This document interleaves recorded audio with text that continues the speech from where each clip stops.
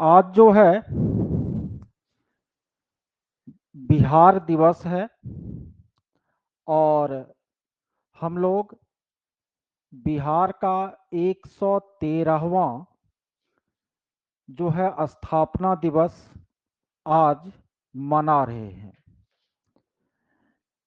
बिहार जिनका प्राचीन इतिहास काफी गौरवशाली रहा है, लेकिन प्राचीन जितना गौरवशाली रहा, मध्यकालीन और आधुनिक उतना ज्यादा गौरवशाली नहीं रहा है बिहार का इतिहास। हालांकि पुनः एक बार बिहार विकास की ओर अग्रसर है, अपने गौरवशाली अतीत को हासिल करने की ओर अवसर है। आज के क्लास में हम केवल बिहार की चर्चा करेंगे। काफी महत्वपूर्ण कक्षा आज की होगी, जिसमें हम लोग बिहार का प्रारंभिक परिचय जो है जानते हुए बिहार के इतिहास, राजनीति, आर्थिक स्थिति आदि का भी हम क्या करेंगे, चर्चा करेंगे प्रश्नोत्तर के माध्यम से। देखिए, प्राचीन काल में जो हमारा बिहार था, आज से 2500 साल पहले, उस समय बिहार में 3 महाजनपद जो है हुआ करते थे। एक था उसमें मगध महाजनपद, एक था आपको बज्जी संघ या लिच्छवी महाजनपद, और तीसरा था अंग महाजनपद। मगध महाजनपद का जो केंद्र था वह आपको प्रारंभ में राजगीर और उसके बाद पाटलिपुत्र था, मगध महाजनपद का केंद्र। अंग महाजनपद का जो केंद्र बिंदु था वह आपको भागलपुर के आसपास का क्षेत्र था, और बज्जी संघ या लिच्छवी महाजनपद का विस्तार जो है आपको वैशाली के आसपास था। देखिए, प्राचीन काल में ये जो लिच्छवी महाजनपद था, यहाँ पर ही सबसे पहले लोकतांत्रिक शासन पद्धति का उपयोग हुआ था शासन के लिए।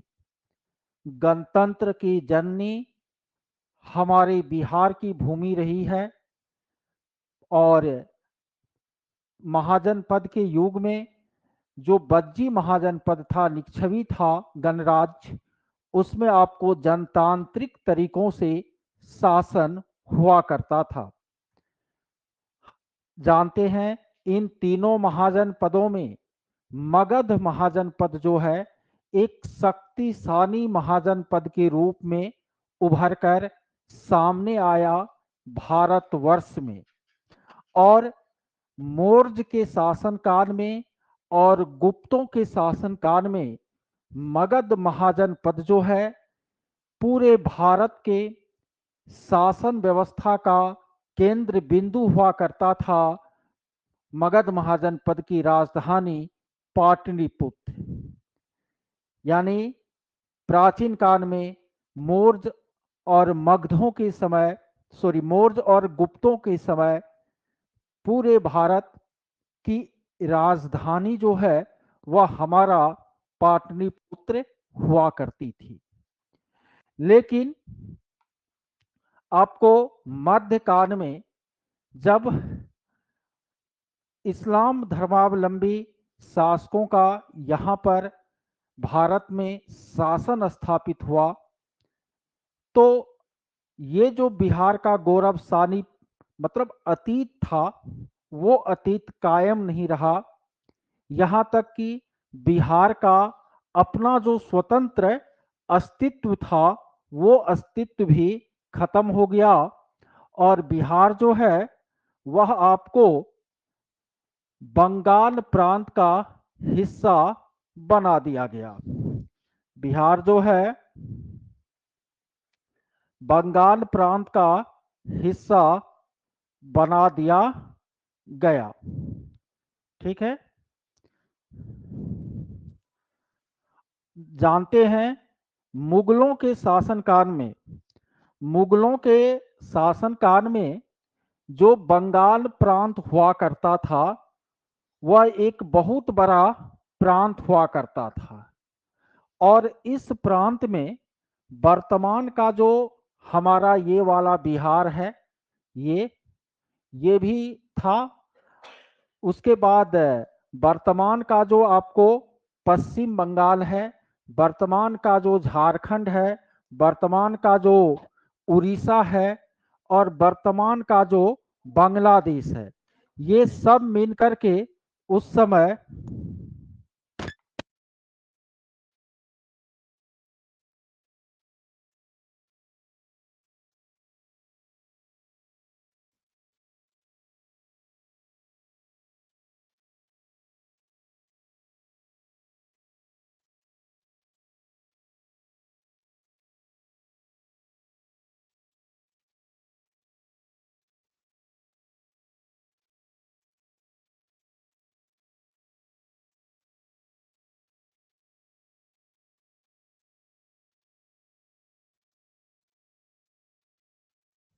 हम्म,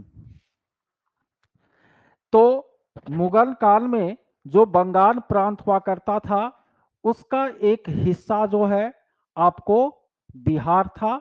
उस समय के बंगाल प्रांत में वर्तमान बांग्लादेश, वर्तमान पश्चिम बंगाल, वर्तमान उड़ीसा, वर्तमान झारखंड और वर्तमान बिहार जो है आपको शामिल था। जब हमारे देश में ब्रिटिशर्स का आगमन हुआ, अंग्रेजों का आगमन हुआ, उनका शासन स्थापित हुआ, तो उस समय भी आपको बिहार बंगाल प्रांत का ही एक हिस्सा हुआ करता था। 20वीं सदी के प्रारंभ में डॉक्टर सच्चिदानंद सिन्हा जैसे बुद्धिजीवियों का प्रयास जो है बिहार को स्वतंत्र प्रांत बनाने के लिए किया गया। उनका प्रयास जो है सफल भी हुआ और बिहार एक प्रांत भी बना। आप लोग यह जानते हैं कि 1905 ईस्वी में बंगाल का विभाजन लॉर्ड कर्जन ने किया था और उसमें उन्होंने ये जो पूरब वाला हिस्सा है ना, बांग्लादेश वाला हिस्सा, उनको वह पूर्वी बंगाल बना दिया था और जो पश्चिम वाला हिस्सा था उनको उन्होंने पश्चिमी बंगाल बना दिया था। हालांकि इस बंगाल विभाजन का काफी जो है विरोध हुआ और इस विरोध के बाद जो है आपको अरुणडेल समिति की अनुशंसा पर 1911 में जो दिल्ली दरबार का आयोजन किया गया उसमें आपको बंगाल विभाजन को रद्द करने की घोषणा की गई। साथ ही साथ इसी आपको दिल्ली दरबार में 20 दिसंबर 1911 को यह घोषणा की गई कि बंगाल का जो पुराना वाला 1905 वाला विभाजन है उसको तो हम रद्द करते हैं, लेकिन बंगाल से अब हम एक अलग प्रांत बना रहे हैं जिनका नाम क्या होगा, बिहार होगा। और 22 मार्च 1912 को उस घोषणा को मूर्त रूप दिया गया और बिहार जो है वह स्वतंत्र प्रांत के रूप में सामने आया। देखिए अब जो बिहार आपको सामने आया उस बिहार में कौन कौन शामिल थे। 22 मार्च 1912 को जो बिहार बंगाल से अलग हुआ तो उस बिहार में आपको अभी का बिहार, अभी का झारखंड और अभी का जो है उड़ीसा क्या था, शामिल था। देखिए, उड़ीसा का जो भाषा है वह उड़िया भाषा थी। वहाँ का कल्चर जो है बिहार झारखंड के कल्चर से मेल नहीं खाता था। तो आपको 1 अप्रैल 1936 को जो बिहार बना था 1912 में, उससे आपको उड़ीसा को अलग कर दिया 1 अप्रैल 1936 को। तो अब बच गया आपको कौन, तो बिहार और झारखंड। ये बिहार और झारखंड जो है साथ बच गया।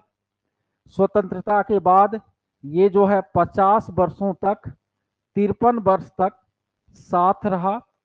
लेकिन आपको इसमें जो आपको क्षेत्र बचा बिहार का, उस बिहार का जो दक्षिणी हिस्सा था वह जनजाति बाहुल्य था वहां पर, और खनिज संसाधनों से बहुत ही ये समृद्ध क्षेत्र है आपको।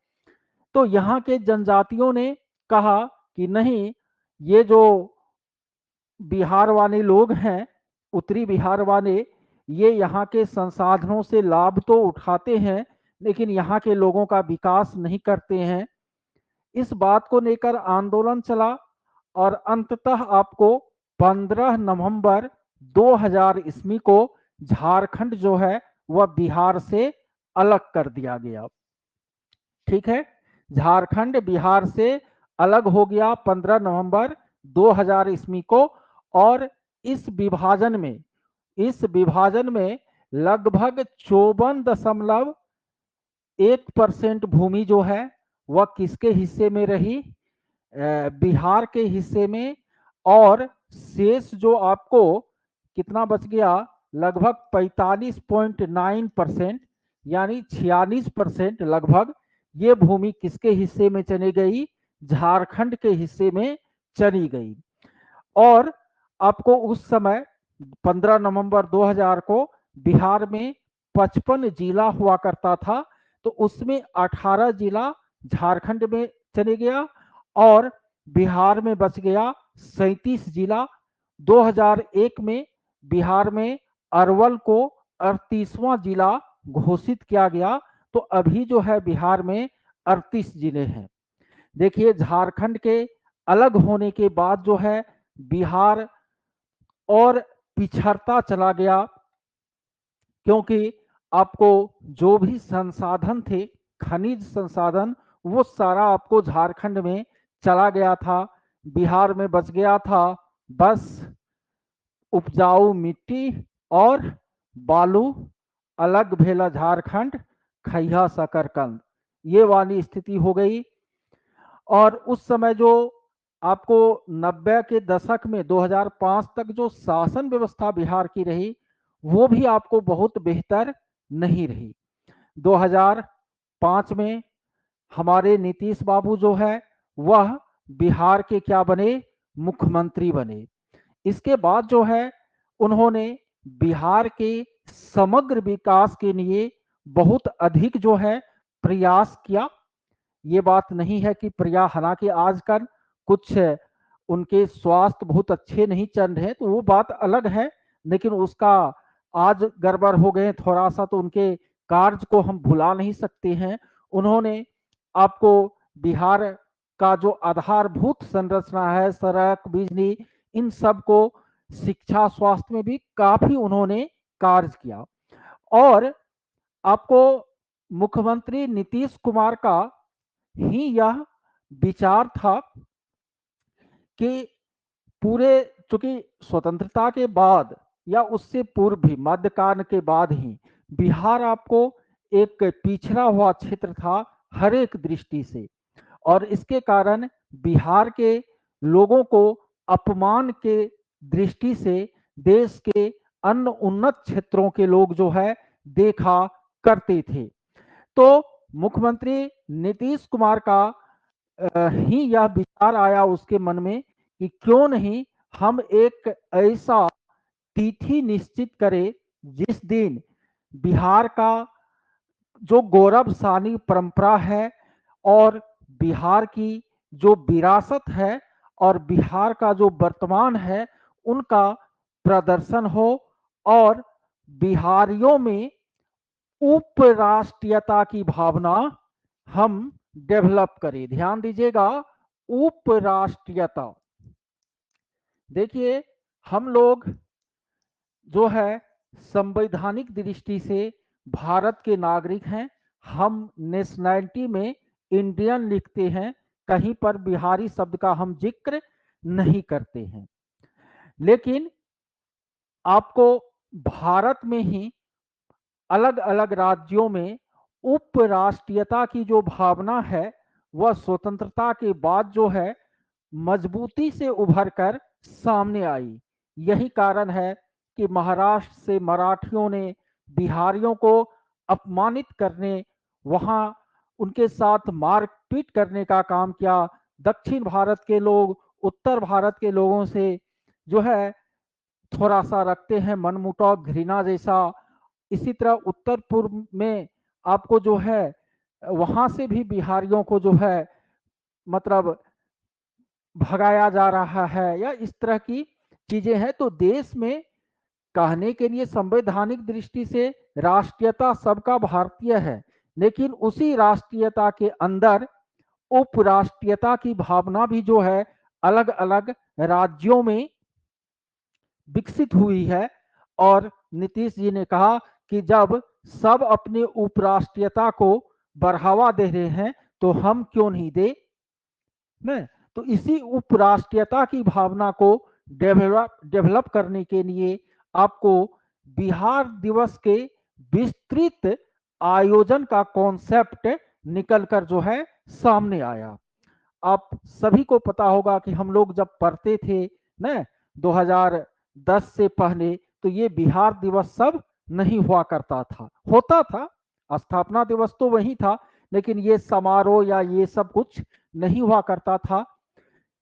थोड़ा विस्तार से आपको 2012 में बिहार दिवस आयोजित हुआ था, शताब्दी समारोह। उसी वर्ष जो है बिहार के राजकीय गीत और राजकीय प्रार्थना को भी जो है दर्जा दिया गया। राजकीय गीत के रूप में मेरे भारत के कंठार तुझको सत सत बंधन बिहार, राजकीय प्रार्थना के रूप में ऐसी परवास दे मालिक की हम पर गगन नाज करे। तो ये चीज दोनों को मान्यता कब मिला आपको? 2012 में। 2013 में आपको बिहार का जो राजकीय चिन्ह है, राजकीय पशु पक्षी, इन सबको भी अपडेट किया गया न। और इनके बाद जो है प्रत्येक वर्ष ये बिहार दिवस जो है पूरे धूमधाम से बिहार में मनाई जा रही है। इस वर्ष भी हम लोग जो है मना रहे हैं। ये तो हमारे बिहार और हमारे बिहार की जो पृष्ठभूमि है उनके बारे में चर्चा हो गई। अब हम लोग आगे बढ़ेंगे। एक बार आप लोग बताइए कि जो हम बता रहे हैं आप लोग उसको सुन पा रहे हैं, समझ पा रहे हैं या नहीं।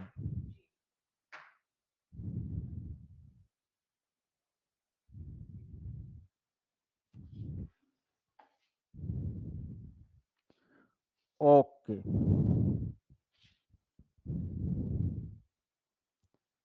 चलिए ठीक है।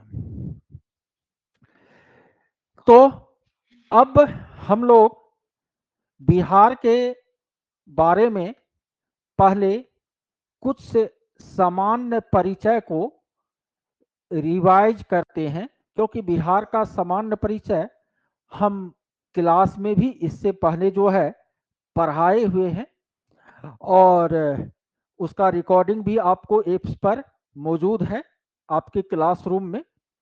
तो एक बार उन सब डाटा को हम क्या कर रहे हैं, रिव्यू कर रहे हैं।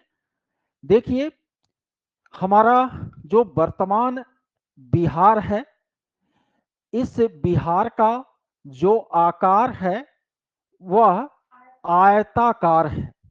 बिहार का जो वर्तमान आकार है वह आपको आयताकार है। और ये आपको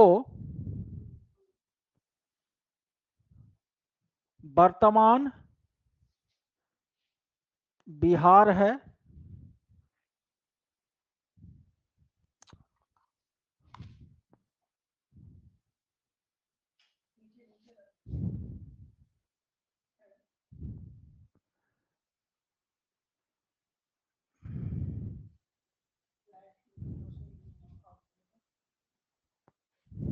ओके ओके रहने दो। ये हमारा वर्तमान बिहार है। फोटो लगता है सही से नहीं है, आप लोग को दिख रहा है?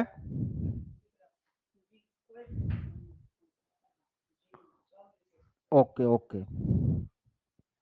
देखिए, ये हमारा जो है वर्तमान बिहार है, और बिहार जो है भारत के उत्तर पूर्व में स्थित राज्य है। बिहार का जो अक्षांशीय विस्तार है वह आपको 24 degree 20 minute 10 degree 10 second, 24 degree 20 minute 10 second उत्तरी अक्षांश से, 24 डिग्री 20 मिनट 10 सेकेंड उत्तरी अक्षांश से, 27 डिग्री उसके बाद 31 मिनट 15 सेकेंड, 31 मिनट 15 सेकेंड उत्तरी अक्षांश के बीच है। यानी पूरा का पूरा बिहार उत्तरी अक्षांश में है। 24 डिग्री 20 मिनट, तो ये मिनट और सेकेंड याद उतना रहेगा भी नहीं, और तो केवल जो है ये याद रखिए कि 24 से 27 डिग्री उत्तरी अक्षांश के बीच जो है बिहार स्थित है। और बिहार का जो देशांतरीय विस्तार है वह आपको 83 डिग्री 19 मिनट 50 सेकेंड पूरब से, 88 डिग्री 70 मिनट 40 सेकेंड पूरब तक। तो अब इतना कोण याद रखेगा तो सीधा याद रखिए कि 83 डिग्री पूर्वी देशांतर से 88 डिग्री पूर्वी देशांतर के बीच बिहार का देशांतरीय विस्तार है। यानी बिहार का देशांतरीय विस्तार लगभग जो है कितना डिग्री है?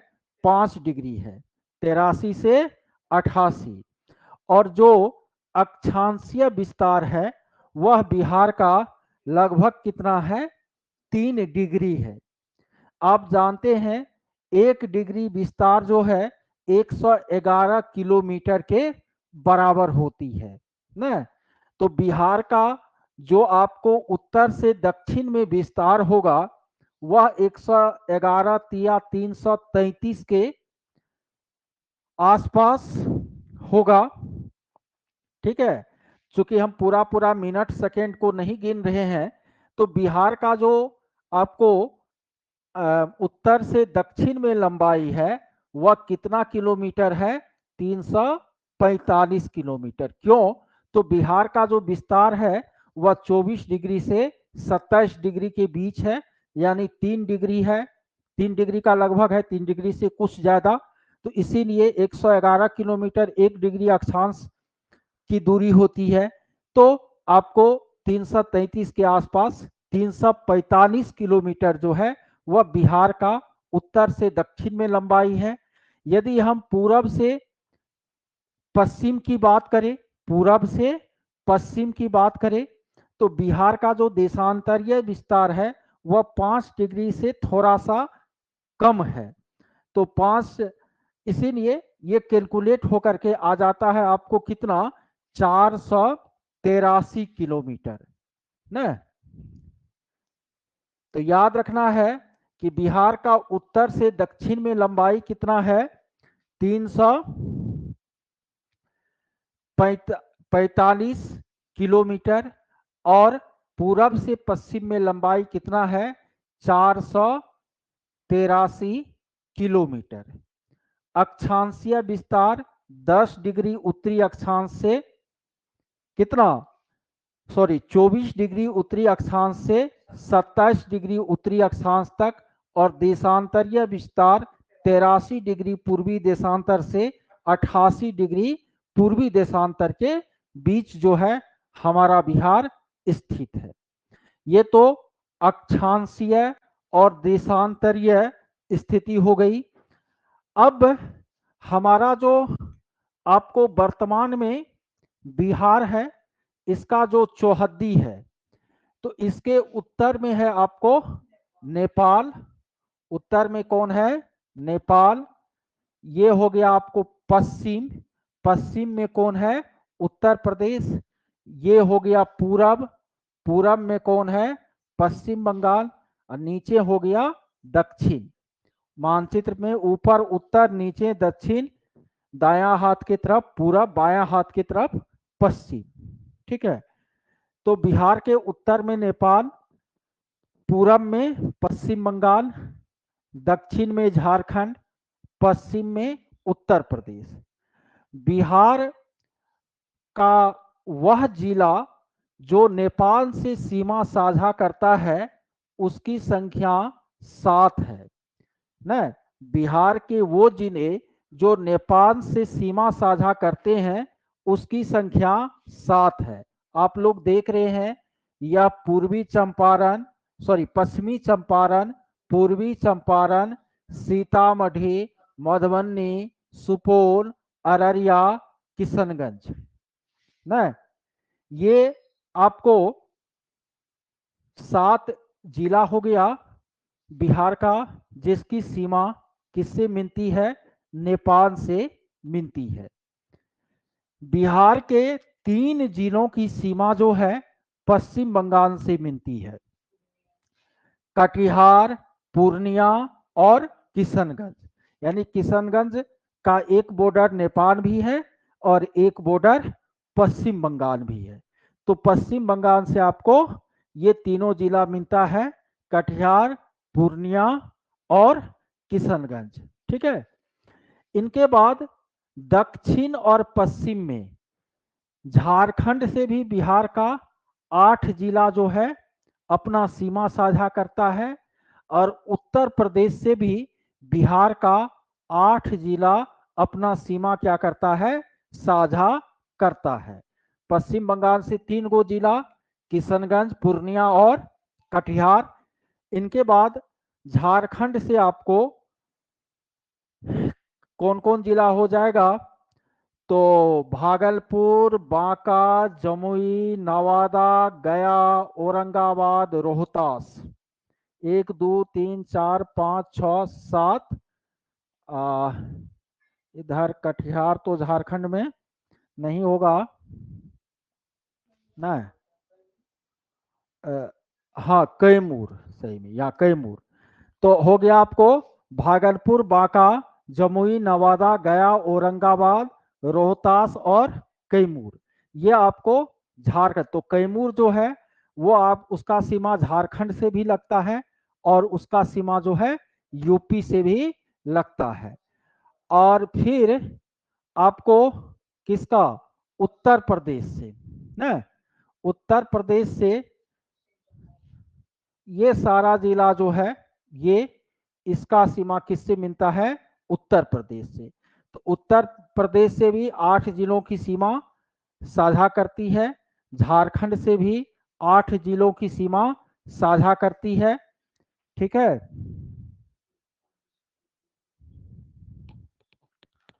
अच्छा, कटिहार उधर हो जाएगा, हमको भी वहीं लग रहा था, झारखंड से कटिहार भी हो जाएगा, इसीलिए थोड़ा सा। बिल्कुल बिल्कुल, झारखंड से आपको कटिहार भी हो जाएगा, क्योंकि स्पष्ट आपको मानचित्र में भी दिख रहा है कि ये कैमूर जो है ना, ये झारखंड से सीमा साझा नहीं करता है। कटिहार, भागलपुर, बांका, जमुई, नवादा, गया, रोहतास, ये 8 जिला जो है आपको साझा करता है सीमा झारखंड से। फिर कैमूर, बक्सर न, भोजपुर, सारण, कैमूर, बक्सर, भोजपुर, सारण, सिवान, गोपालगंज और पश्चिम चंपारण, ये आपको यूपी से क्या करता है, सीमा साझा करता है। यानी आप देख लीजिए कि इधर पश्चिम चंपारण दो से सीमा साझा किया, नेपाल से और यूपी से। किशनगंज जो है नेपाल और पश्चिम बंगाल से। कटिहार जो है पश्चिम बंगाल और झारखंड से न सीमा क्या करता है, साझा करता है न।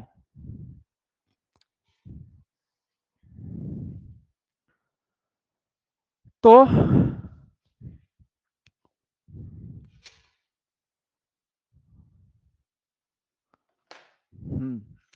ये तो हो गया बिहार का आपको भौगोलिक स्थिति।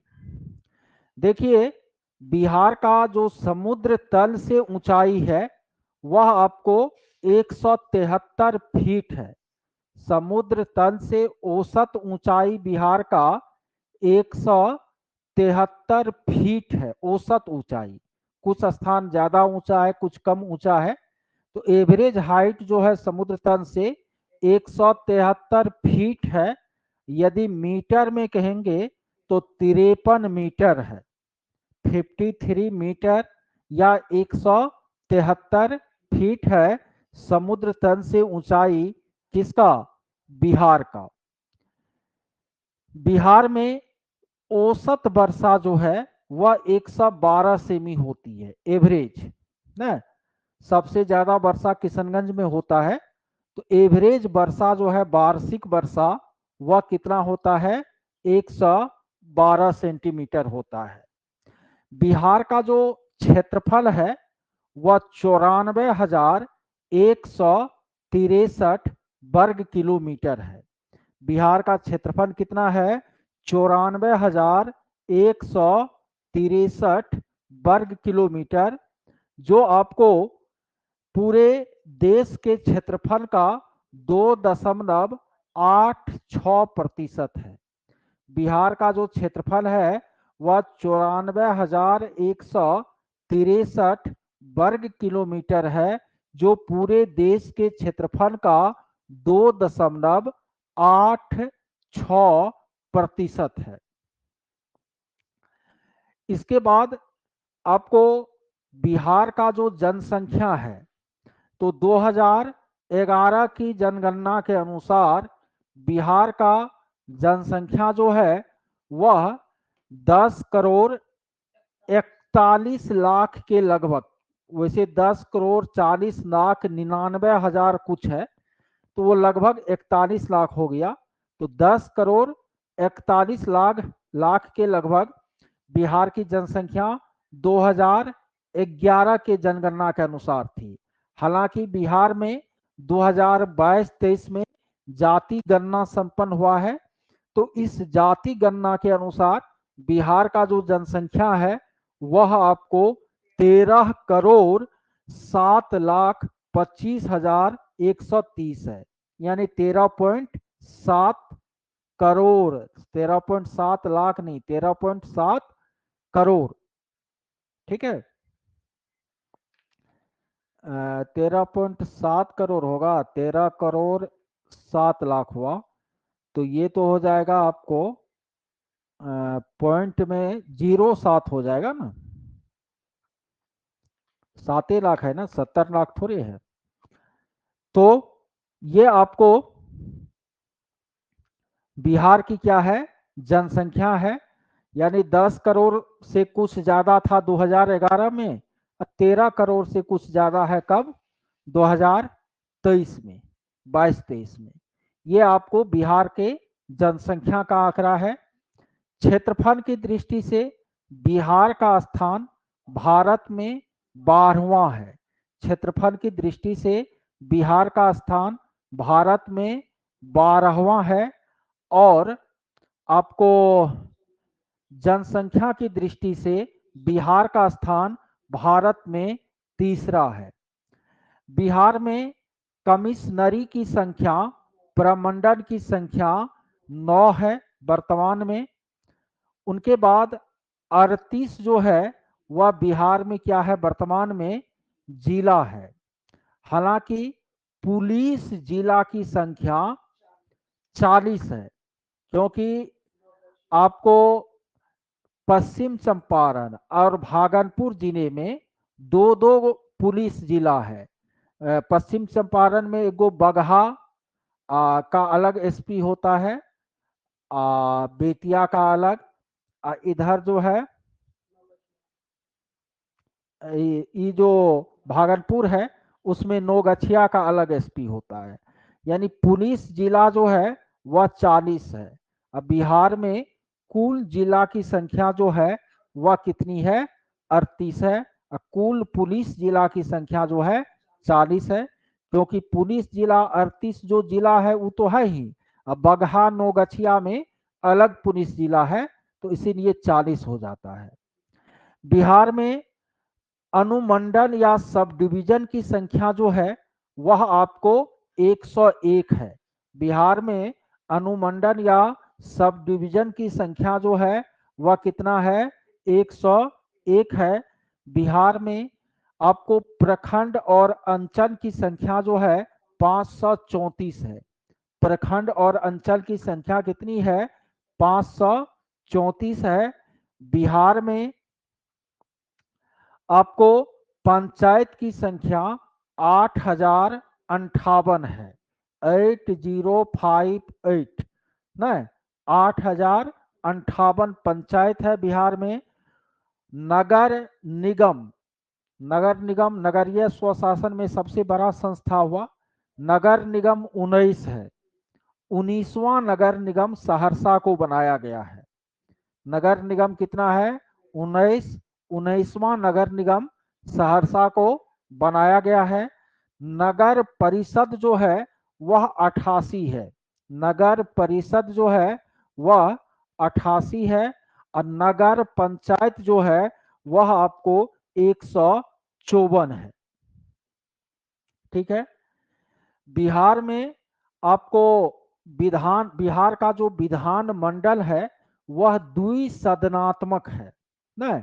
एक इसमें विधान परिषद होता है उच्च सदन के रूप में, और दूसरा विधान सभा होता है निम्न सदन के रूप में। विधान परिषद में नंबर ऑफ मेंबर जो है, सदस्यों की संख्या वह कितनी होती है, 243 है आपको बिहार विधानसभा के सदस्यों की संख्या। और विधान परिषद में सदस्यों की संख्या जो है वह कितना है, 75 है। बिहार में लोकसभा के सीटों की संख्या 16 है। लोकसभा के सीटों की संख्या 16 है। और विधान परिषद, राज्यसभा, उल्टा कह दिए, लोकसभा का 40 सीट है ना। लोकसभा का बिहार में कितना सीट है, 40, और राज्यसभा का 16। ठीक है। राज्यसभा में 16 और लोकसभा में 40। आपको पता है कि लोकसभा और विधानसभा में SC ST के लिए आरक्षण होता है। तो बिहार में जो 243 विधानसभा का सीट है, उस सीट में 40 सीट जो है, 40 गो MLA का सीट जो है वह किसके लिए है, SC ST के लिए है। ठीक है। इनके बाद लोकसभा का जो 40 गो सीट है उसमें 6 गो सीट जो है ना वह किसके लिए है, SC ST के लिए है ना। BC OBC इस सबको आरक्षण नहीं मिलता है लोकसभा और विधानसभा में, या महिला को भी आरक्षण नहीं मिलता है, केवल SC ST को आरक्षण है ना। तो कहने का मतलब बिहार में विधानसभा का 243 सीट है, जिसमें कि 40 सीट जो है SC ST वर्ग के लिए, 38 गो SC के लिए या 2 गो ST के लिए। विधान परिषद का सीट है 75 गो। ठीक है। इसके बाद आपको लोकसभा का सीट है टोटल कितना 40 गो, उसमें 6 गो सीट जो है SC ST के लिए आरक्षित है, और राज्यसभा का सीट कितना है 16 गो। ठीक है, अब ये बातें तो हो गई। बिहार में प्रमंडल या कमिश्नरी 9 है, उसमें तिरहुत कमिश्नरी, पटना कमिश्नरी और मुंगेर कमिश्नरी। तिरहुत जिसका मुख्यालय मुजफ्फरपुर है, तो तिरहुत, पटना और मुंगेर इन कमिश्नरियों में 6 जिले हैं। ठीक है, क्षत्रिय 18 हो गया। पूर्णिया मगध कमिश्नरी में 5, पूर्णिया में 4 जिला है। मगध का मुख्यालय गया है, तो 5 4 9, 18 9 27 हो गया। ठीक है, सारण, दरभंगा, कोसी, इसमें आपको 3 जिला है, तो 3 तिया 9 हो गया, 27 9 36 हो गया। अब भागलपुर में केवल 2 जिला है, भागलपुर और बांका, तो 36 2 38।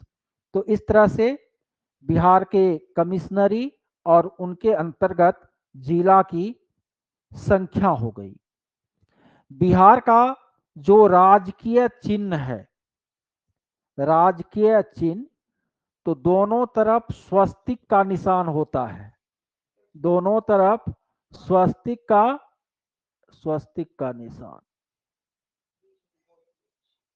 न दोनों तरफ जो है स्वस्तिक का निशान होता है, और बीच में बोधि वृक्ष होता है ना, बीच में क्या होता है, बोधि वृक्ष होता है। देखे होंगे आवासीय कार्ड सब जो बनाए होंगे या जो बिहार सरकार में काम कर रहे हैं, तो सब में वो चिन्ह रहता है, दोनों तरफ स्वस्तिक का चिन्ह और बीच में बोधि वृक्ष। यह बिहार का राजकीय चिन्ह है। बिहार का जिस तरह भारत का राजकीय चिन्ह क्या है, अशोक स्तंभ, तो इसी तरह बिहार का राजकीय चिन्ह है, दोनों तरफ स्वस्तिक का निशान और बीच में बोधि वृक्ष, वही वृक्ष जिसके नीचे भगवान बुद्ध को ज्ञान की प्राप्ति हुई थी। बिहार का जो राजकीय वृक्ष है वह पीपल है। बिहार का राजकीय वृक्ष कौन है, आपको पीपल का वृक्ष है। बिहार का जो राजकीय फूल है वह गेंदा का फूल है।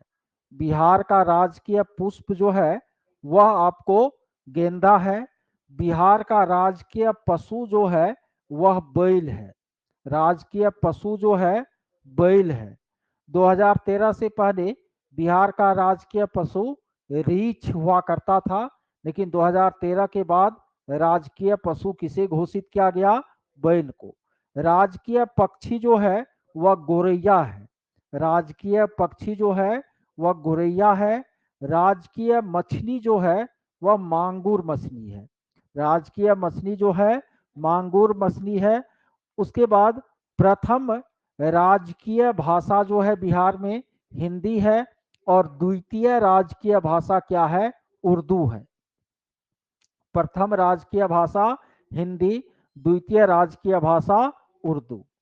बिहार का जो राजकीय गीत है, इस गीत के गीतकार, राजकीय गीत क्या है, मेरे भारत के कंठहार तुझको सत सत बंदन प्यार तू वाल्मीकि की रामायण न। तो हाँ, तो राजकीय गीत जो है इसके गीतकार यानी इसको लिखने का काम जो है वह आपको कवि सत्यनारायण ने किया था, और राजकीय गीत के जो संगीतकार हैं वह हरि प्रसाद चौरसिया और शिव कुमार शर्मा है। बिहार का जो राजकीय प्रार्थना है वह है, मेरी रफ्तार पे सूरज की किरण नाच करे, ऐसी परवाज दे मालिक की गगन नाच करे। यह चिश्ती जी के द्वारा जो है लिखी गई है। ठीक है, और इन दोनों को, राजकीय गीत और राजकीय प्रार्थना को 2012 में जो बिहार का शताब्दी समारोह हुआ था बिहार की स्थापना का, 100वां वर्षगांठ मना था। उसमें राजकीय गीत और राजकीय प्रार्थना को अपनाया गया था। देखिए, बिहार का यदि हम इतिहास की बात करें तो प्राचीन और मध्यकालीन इतिहास इसका थोड़ा ज़्यादा बड़ा है, लेकिन हमको प्राचीन और मध्यकालीन इतिहास से लेना देना समान अध्ययन में नहीं है, केवल हमको मॉडर्न हिस्ट्री को लेना है। तो हम लोग जो है मॉडर्न हिस्ट्री के कुछ बातों को जो है जानने का काम करेंगे। उससे पहले हम कुछ और बातें आप लोगों को बता देते हैं। देखिए, बिहार की जो जनगणना है वह 2011 में हुई थी। 2022-23 में तो जातिगत गणना हुई है। तो 2011 की जनगणना के अनुसार बिहार का जो आबादी है वह 10.41 करोड़ 10 करोड़ 41 लाख के लगभग है, और पूरे भारत की जनसंख्या का यह 8.6% है। 8.6% है ना, 10 के लगभग आ गया। वो 2011 के अनुसार भारत की जनसंख्या का 8.6% बिहार की जनसंख्या है। देश में तीसरा स्थान है जनसंख्या की दृष्टि से, और क्षेत्रफल जो है वह 94,163 है, जो भारत के क्षेत्रफल का 2.86% है।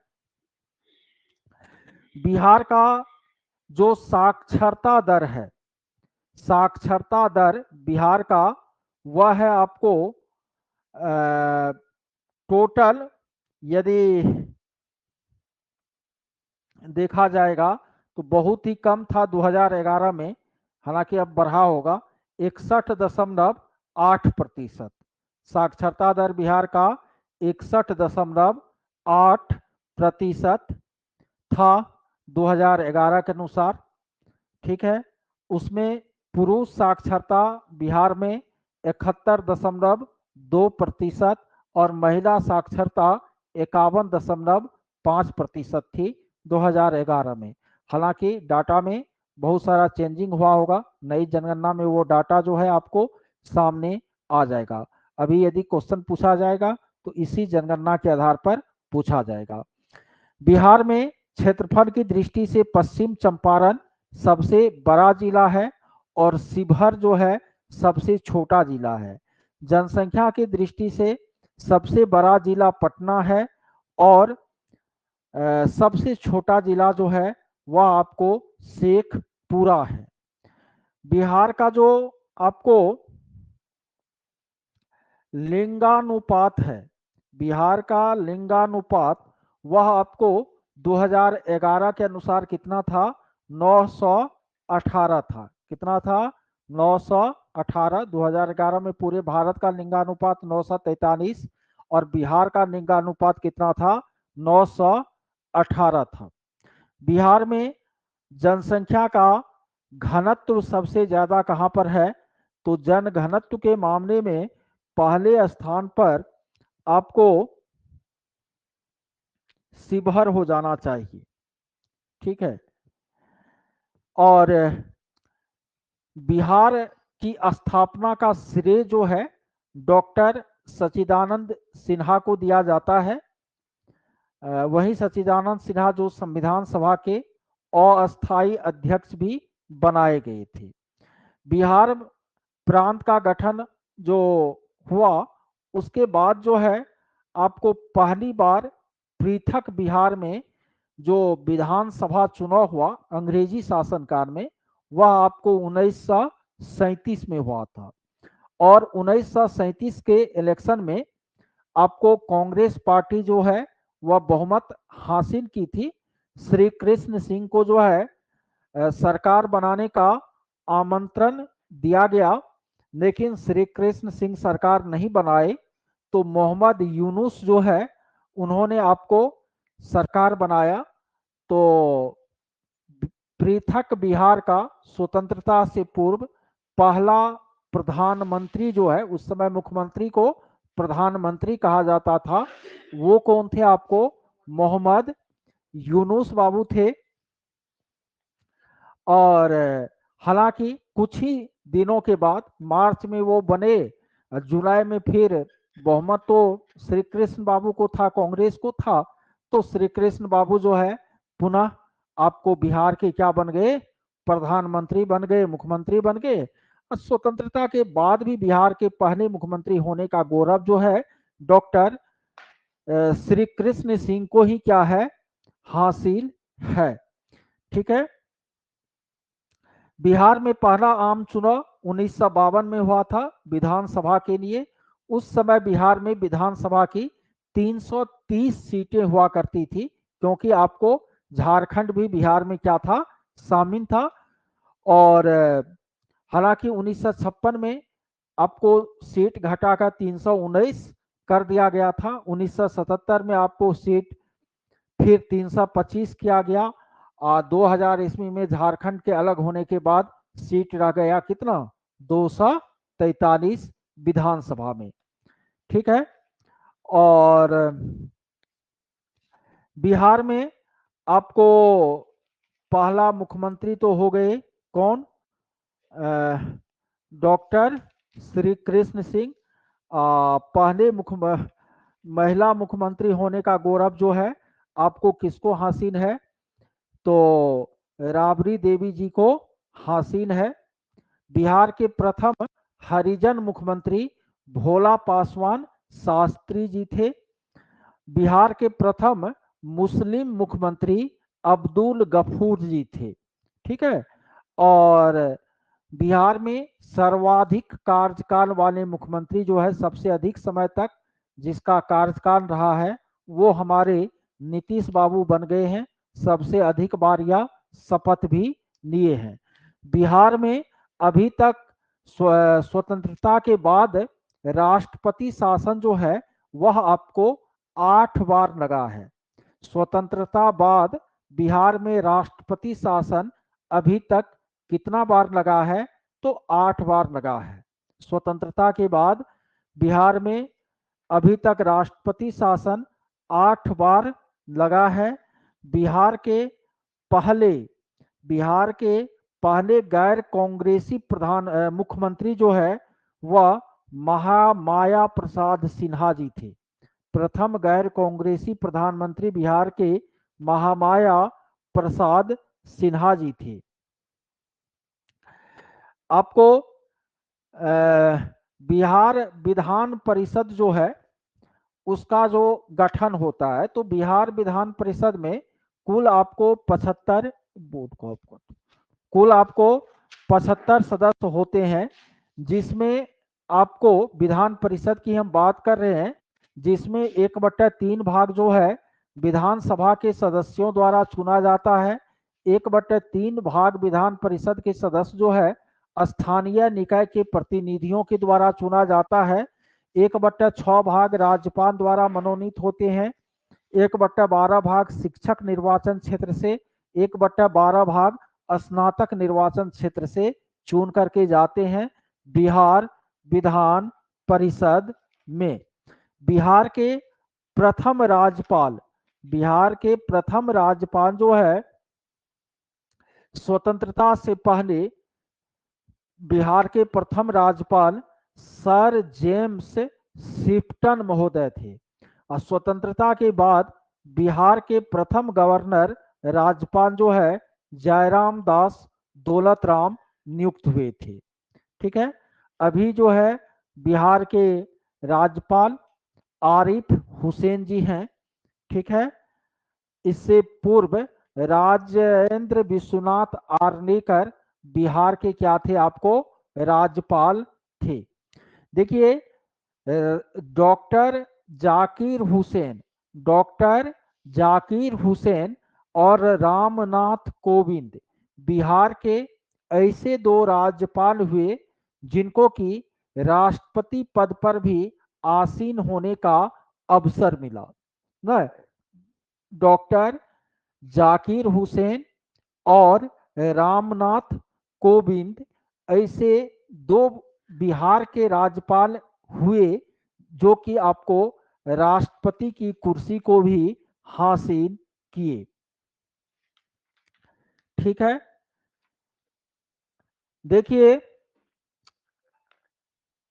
बिहार में जो पंचायती राज व्यवस्था है वह आपको त्रिस्तरीय पंचायती राज व्यवस्था है और त्रिस्तरीय पंचायती राज व्यवस्था का शुभारंभ जो है बिहार में 2001 ईस्वी में हुआ था।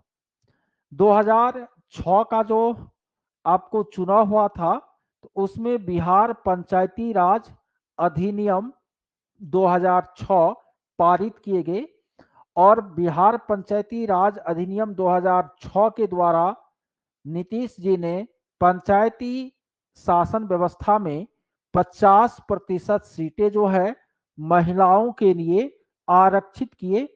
साथ ही साथ आपको पंचायती राज में जो पिछड़े वर्ग हैं, एससी हैं, एसटी हैं, उनके लिए भी आपको अलग से आरक्षण की व्यवस्था की गई है। और ये जो पंचायती राज है बिहार का वह त्रिस्तरीय होता है। सबसे नीचे ग्राम पंचायत, उससे ऊपर पंचायत समिति, सबसे ऊपर जिला परिषद। ठीक है, हालांकि पंचायती राज व्यवस्था के बारे में एक अलग हमारा पीडीएफ है, उसके बारे में डिटेल्स आप लोगों को पढ़ाएंगे। बिहार में अभी जो है आपको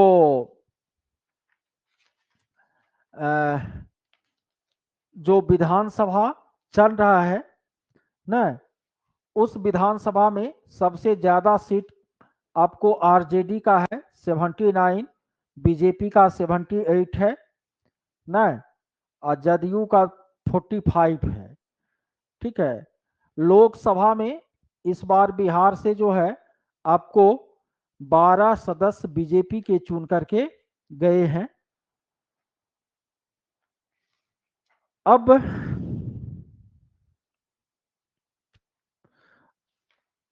आप लोग थके भी हैं,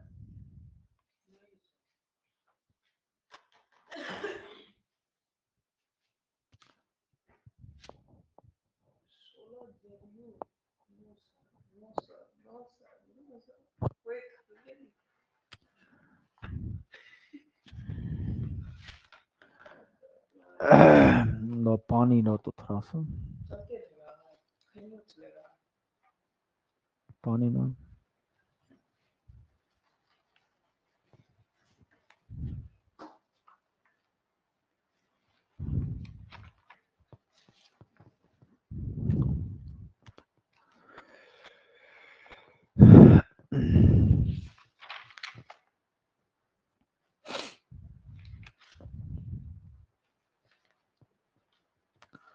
रुकिए, थोड़ा पानी पी लेते हैं।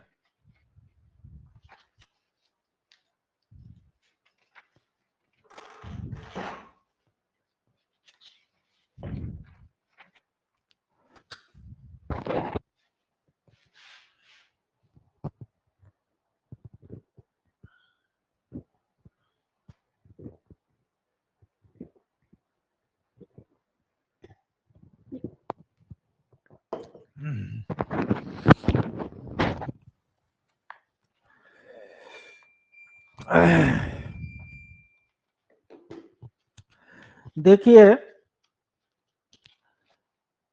कला और संस्कृति की दृष्टि से भी बिहार जो है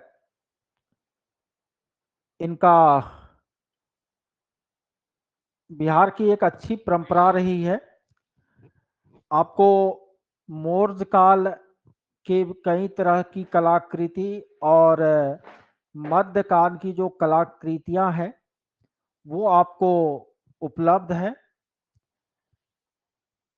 चित्रकला में बिहार में आपको पटना कलम, मधुबनी चित्रकला, मंजूषा चित्रकला, थंका चित्रकला और जादो पटिया चित्रकला का नाम आता है, जिसमें मधुबनी चित्रकला काफी फेमस है दरभंगा मधुबनी जिले में।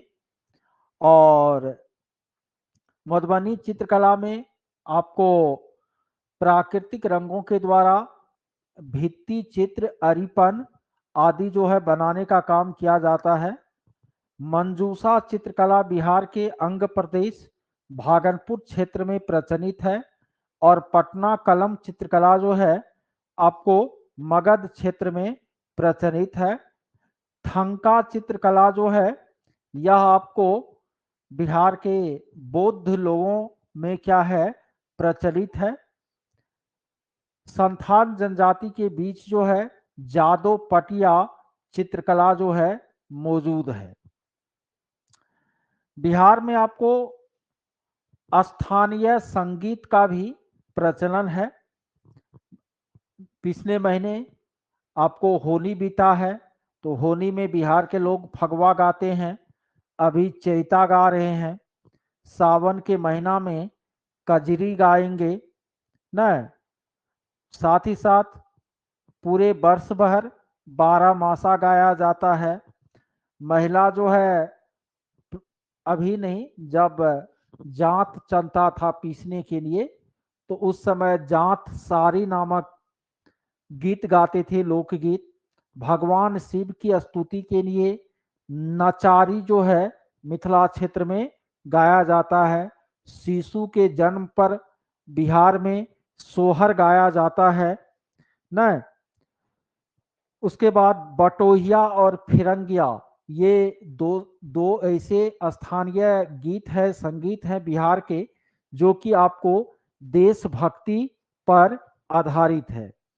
बिहार में आपको लोंडा नृत्य जो है काफी प्रचलित है, खास करके आपको छपरा आदि में, जहां पर पुरुष जो है महिलाओं का वेश धारण करके नृत्य करते हैं। उनके बाद झिझिया नृत्य जो है वो भी आपको बिहार के मिथिलांचल क्षेत्र में प्रचलित है। और इसके अलावे बिहार में आपको सामा चकेवा कार्तिक माह में मिथिला की महिलाओं द्वारा डोम कच्छ न, जट जटिन, विदेशिया भोजपुरी क्षेत्र में, विदेशिया भिखारी ठाकुर की कृति है। भिखारी ठाकुर भोजपुरी के शेक्सपियर थे। ये सब आपको बिहार के क्या है, लोक नाट्य है, नृत्य कला है। ठीक है। बिहार में बहुत सारे पर्व त्योहार मनाए जाते हैं, जिसमें सबसे स्पेशल जो है आपको छठ पर्व है न। उसके बाद बिहार में आपको बहुत सारा मेला भी लगता है, जैसे हरिहर क्षेत्र का मेला जो है सोनपुर में लगता है न। एशिया का सबसे बड़ा वह पशु मेला है। इसी तरह आपको कार्तिक पूर्णिमा मेला भी आपको सोनपुर में लगता है। इनके पितृपक्ष मेला जो है ये आपको फल्गु नदी के तट पर गया जी में लगता है। सौराठ मेला मधुबनी में लगता है। पहले यहाँ पर वर वधू का मिलन होता था न, सौराठ मेला में। उसके बाद मलमास मेला राजगीर में आपको लगता है। मंदार मेला जो है मंदार हिल के पास बांका जिला में लगता है। बिहार में बहुत सारे विभूति हुए, प्राचीन काल से लेकर अभी तक। आधुनिक विभूतियों में कुछ ऐसे विभूति हैं जिसका अपना उपनाम भी है, जैसे कुंवर सिंह का उपनाम बाबू है। राजेंद्र प्रसाद का उपनाम देश रत्न और अजात शत्रु है, जो कि उसे किसने दिया था, महात्मा गांधी ने दिया था। जयप्रकाश नारायण का उपनाम जो है वह आपको लोकनायक। डॉक्टर श्री कृष्ण सिंह का उपनाम जो है वह बिहार केसरी। कर्पूरी ठाकुर का उपनाम जननायक। अनुग्रह नारायण सिंह को बिहार विभूति। वैद्यनाथ मिश्र को नागार्जुन या बाबा न। जगजीवन राम को बाबूजी। रामधारी सिंह दिनकर को राष्ट्र कवि। फणीश्वर नाथ रेणु को आंचलिक कथा सम्राट आदि की क्या दी गई है, उपाधियां दी गई है। देखिए, अब इससे ज्यादा चीज यदि एक दिन में बताएंगे भी ना, तो हम तो बोलते रह जाएंगे, लेकिन आप लोगों का दिमाग जो है हैंग भी करेगा। तो आपको जो बच गया है बिहार स्पेशल में, तो बिहार दिवस तो आपको 2 दिन 3 दिन चलता है, तो कल संडे है ना, तो यदि समय मिलता है तो कल जो है इसको खत्म कर लेंगे। यदि कल समय नहीं मिलेगा तो मंडे को खत्म कर लेंगे, क्या?